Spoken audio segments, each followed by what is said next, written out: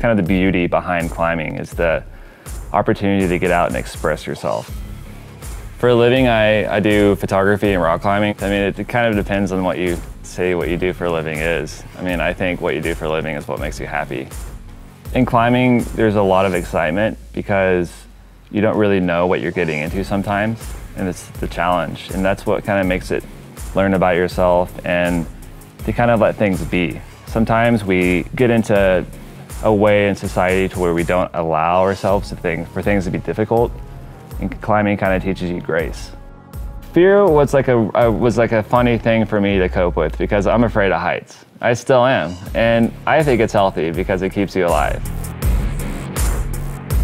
The only way to challenge yourself would be just to climb harder and harder. And the harder you climb, and that's maybe sometimes the scarier it feels, that means that you're getting better. It's your body, it's your mind's learning, and it's real surprising what happens sometimes. And you climb something maybe a year later that you thought you would never ever climb, and then you do it.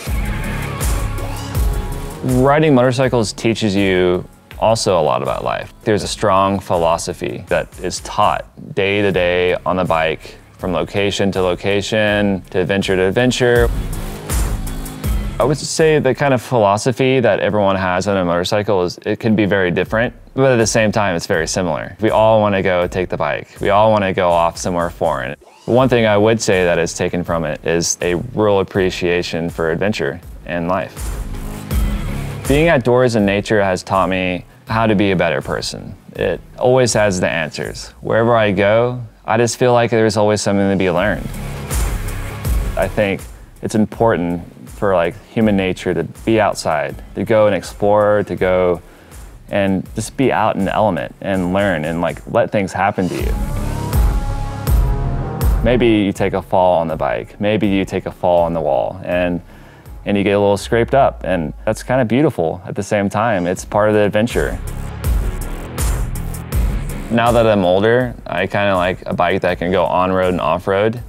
For me, that's important. It opens up my professional life when I have to go into a city, and then it opens up my adventurous life when I want to go out and get wild with friends and go somewhere crazy and foreign. If I had the GS850, I would definitely go all through Europe on it right now. I would just take off, little tiny bag, and see where I could end up.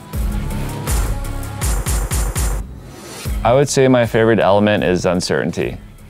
It teaches you that you're just so far behind, and that's such a humbling place to be.